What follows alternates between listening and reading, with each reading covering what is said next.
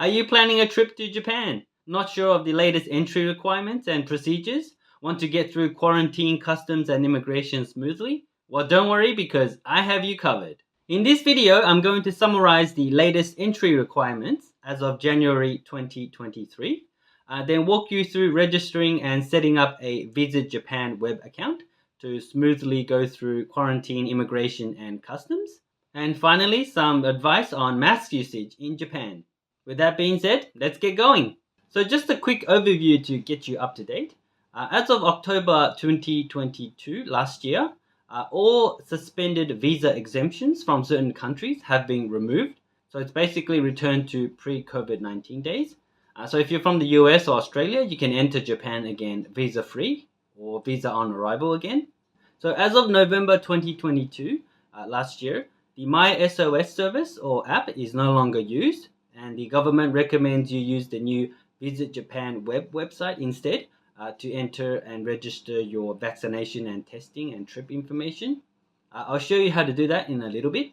So as of January 12th, 2023, if you are arriving in Japan from China, including Macau, but excluding Hong Kong, via a direct flight, or have stayed within China 7 days prior to your entry into Japan, then you are required to get a certificate of pre-departure test before you get on the plane, and also do an on-arrival test as well. I'll put a link in the description with more details in case it applies to you.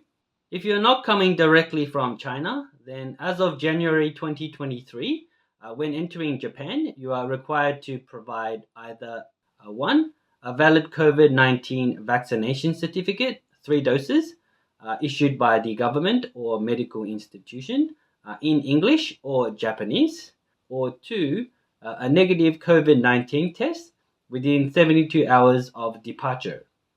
I'll put a link in the description with more details such as accepted vaccinations and testing types. So entry requirements for children. Children under the age of 18 traveling with a triple vaccinated guardian are exempt from providing the vaccine requirements upon entry.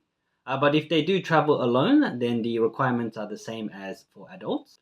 And children under the age of 6, so preschool years, traveling with a non-vaccinated parent is not required to provide a negative PCR test before coming to Japan.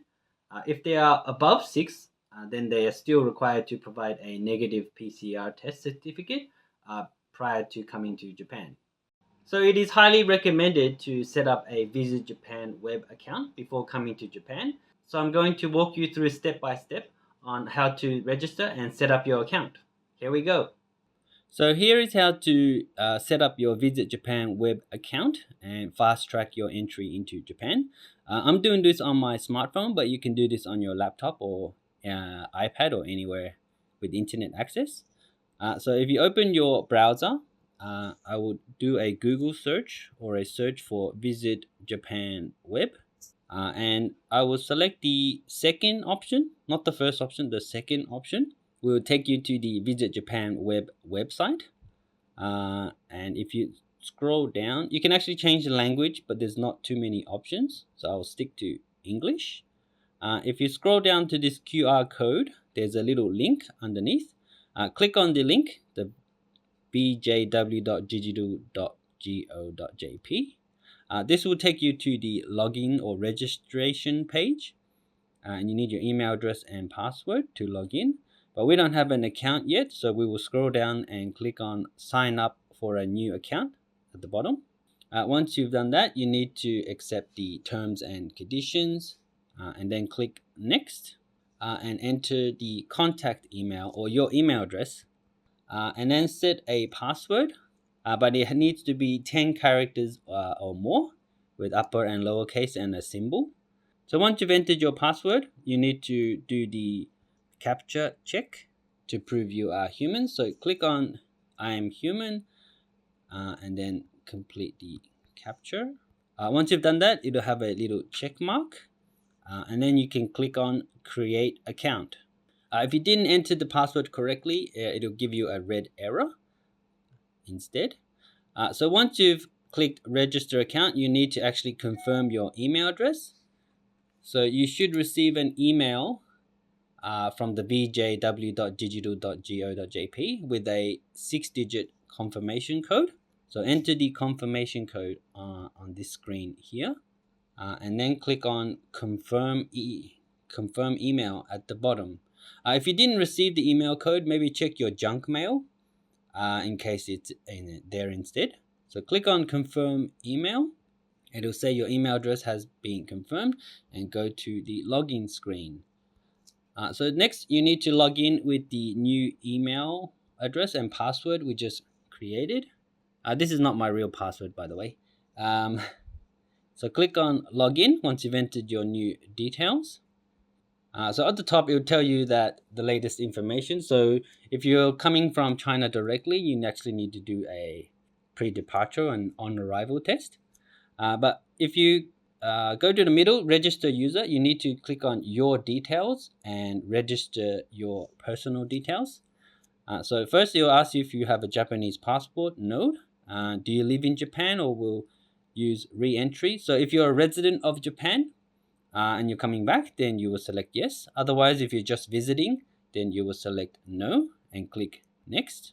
So here you need to enter your details exactly as it is in your passport, as well as your date of birth and your nationality.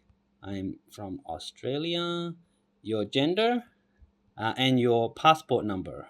So once you've entered your details and click next, there should be a confirmation screen for you to check your details.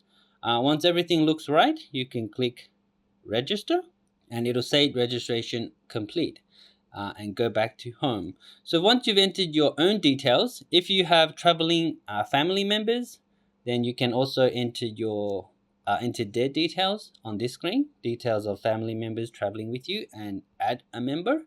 And it's basically the same questions again. If you're traveling by yourself, you can skip this step. So once you've registered your details, the next thing you need to do is register your trip, your planned entry and return. So at the bottom, you'll click on new registration. So here you need to enter the trip name. You can call it anything you like, maybe 2023 Japan trip or something like that. And actually enter the planned arrival date, for example, February 1st. Just the date of arrival is enough. And also put in the airline company if you've already booked your tickets. If you haven't booked your tickets, you can skip this step and do it later at a later stage. But if you know your booking airline company, you need to, unfortunately, you can't search, at least not on the phone. So you need to find the airline code that you booked with. So in my case, for example, I know Anna is NH. So I will select All Nippon Airways ANA NH, and then put in the flight number, and then click next. So the next page, you need to enter your intended address in Japan. So this will most likely be your hotel address or your hostel address. And you might need to ask or search for the postal code of the address. Once you've entered the postcode, it should be 7 digits, and you click enter automatically using postcode. It'll fill in some details for you automatically, such as the prefecture and the city, maybe the ward as well. But you need to add the additional address at the end, and maybe the name of the hostel, hotel or hostel you're staying at, and a contact number. Now, if you don't have your mobile number yet, you can enter just the hotel phone number or the hostel phone number. It should be 11 digits. If you don't know, you can just put some 11-digit number in here and it should accept it. And click on confirm details. So it will show you your trip details, your arrival date, your flight, and the address you'll be staying at, and your contact number. Once you've confirmed the details, click on register plan. So it says your plan has been registered. You can go back to your home page, and at the bottom you'll see your 2023 Japan trip.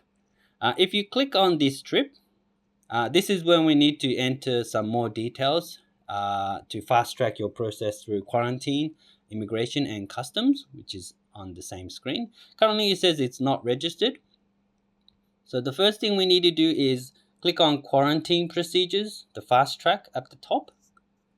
At first, the screen should be red, which means we haven't entered any details, submitted any vaccination certificates. So it will be in red.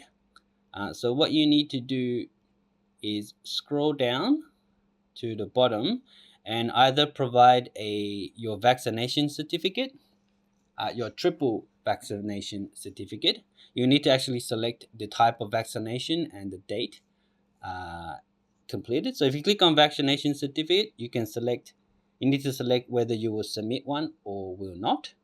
So if you select will submit, then you actually need to select the first, second, and third vaccine, the type you took, and also the date of your third vaccination.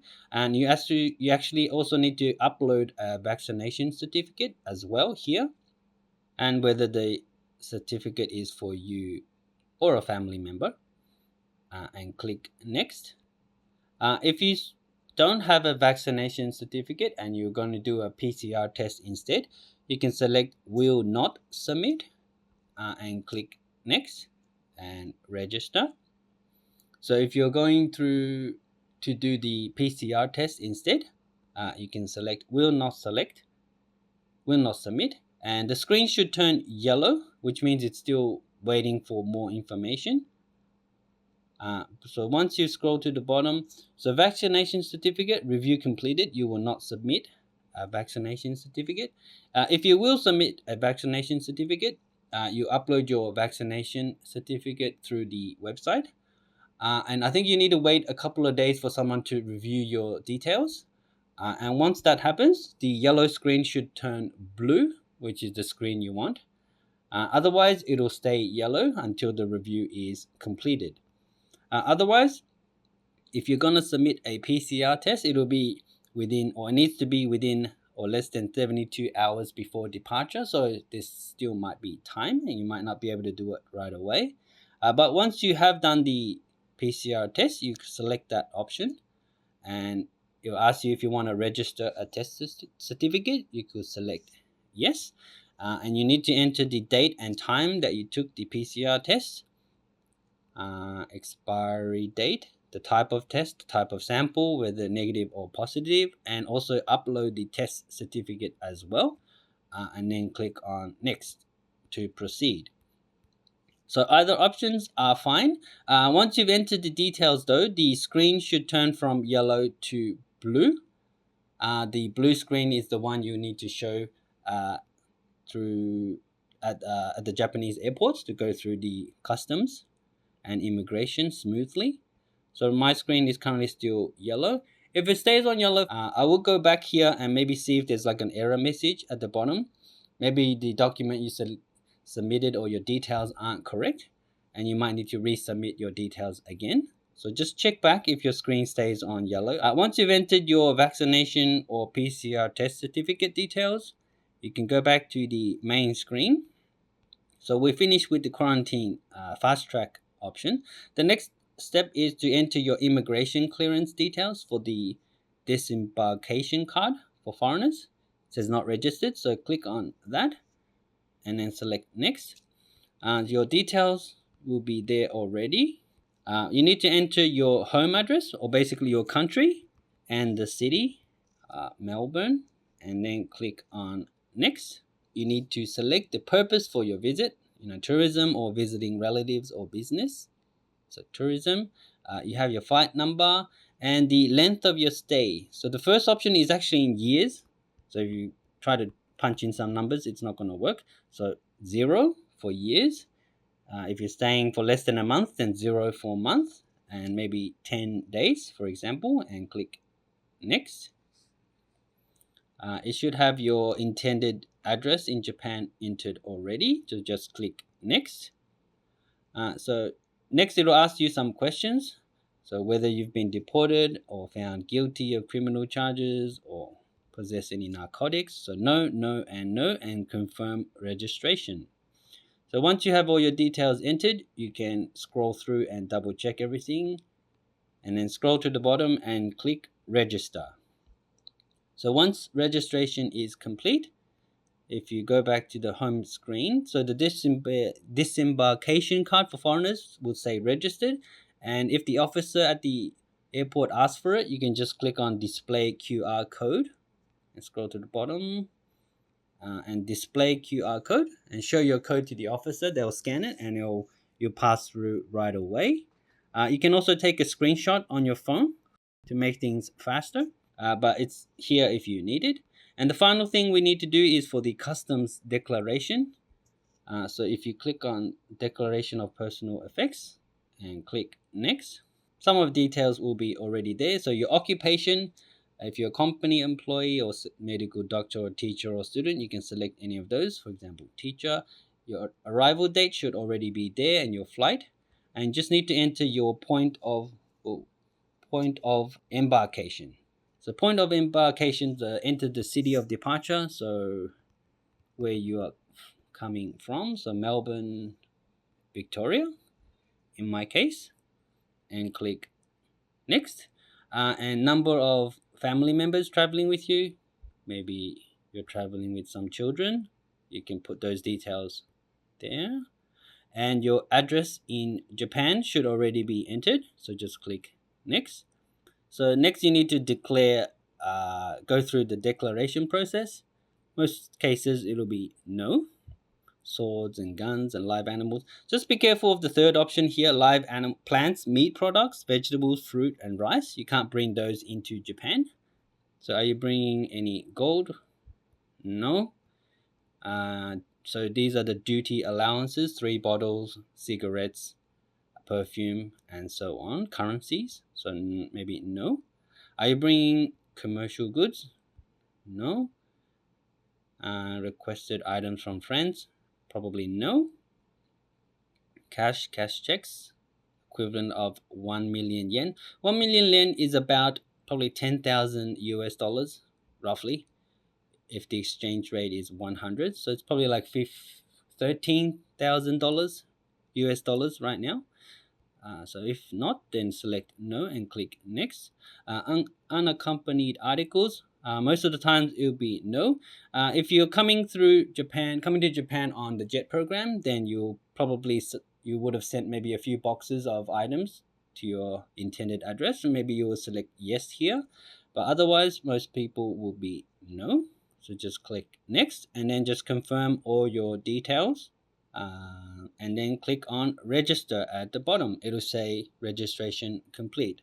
So once you have all those details entered, you should be able to pass through quarantine, immigration, and customs very smoothly by showing either the page or the QR code. You just click on display QR code. So I would actually take a screenshot of these just in case you don't have internet access when you arrive in Japan.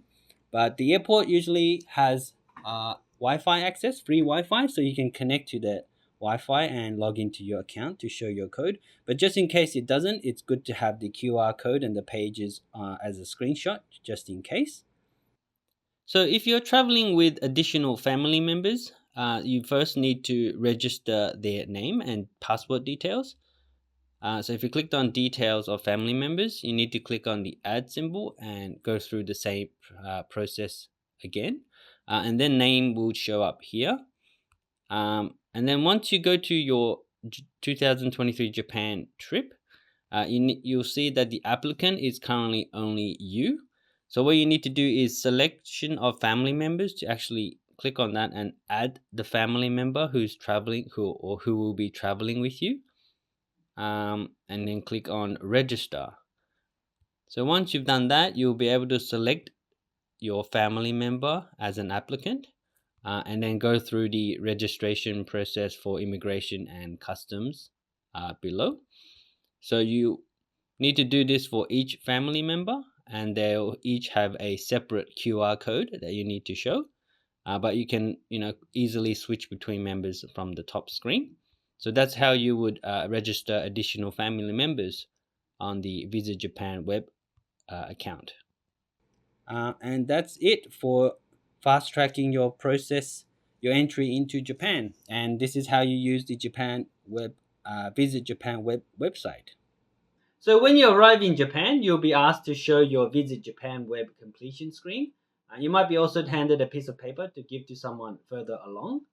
If your Visit Japan web screen is blue, then you should be able to use the fast track lane and skip through a few procedures checkpoints pretty quickly. If it's not, then you might be asked to provide further details or write some further details down before you can pass through the checkpoints. But once you pass customs and enter Japan, then you will not need to show your Visit Japan web screen to anyone during your entire stay.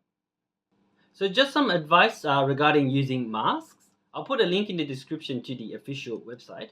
But basically, you do not need to wear a mask if you're more than 2 meters apart, whether you're outdoors or indoors, especially if you're not talking. So the only difference with wearing a mask is if you're talking to someone within 2 meters, then you're actually required to wear a mask officially. But you'll find that most places in Japan, or most people in Japan, will still wear a mask, regardless whether they're indoors or outdoors or within 2 meters or not. So my personal advice is bring masks with you and wear masks if you're going to enter like a public building or like the public transportation, a shop or restaurant or like a department store. Then put on the mask. But if you're just outdoors walking on the street or going somewhere, then you don't need to wear a mask, even though everyone else might be wearing one. The only exception is if you're in a really crowded area, like a walking street, where everyone's like really close to you, then you probably should wear a mask. Otherwise, you might get some strange stares from Japanese people around you. So that's just my general advice. I don't wear a mask outdoors at all, and only when I enter like a building, take the train or go to a convenience store, I'll put on the mask. But otherwise, just follow what other Japanese people are doing around you, and you shouldn't go wrong. Well, there you go. I hope this has clarified some questions you may have had regarding entry requirements and COVID-19 measures in Japan. I've left some helpful links below in case you want more information regarding entry requirements, accepted vaccines and testing methods, as well as the Visit Japan website. Apologies for not releasing this video sooner. I actually got the coronavirus last month, but still had to go into work. So it's been a rough month, but I hope you enjoy your trip to Japan. So that's it for today's video. I hope you've enjoyed it and found it helpful. Please let me know what you think in the comments below, or if you have any questions. Please like and subscribe if you would like to see more content from me, and I'll see you in the next video.